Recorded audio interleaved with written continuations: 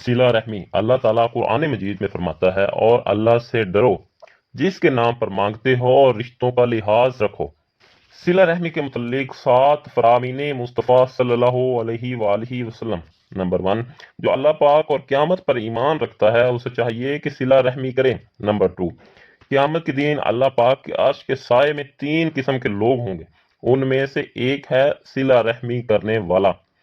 Number 3، رشتہ کاٹنے والا جنت میں نہیں جائے گا۔ نمبر 4، لوگوں میں سے وہ سب سے اچھا ہے جو کثرت سے قرآن کریم کی تلاوت کرے، زیادہ متقی ہو، سب سے زیادہ نیکی کا حکم دینے والا اور برائی سے منع کرنے والا ہو، اور سب سے زیادہ صلہ رحمی یعنی رشتہ داروں کے ساتھ اچھا برتاؤ کرنے والا ہو۔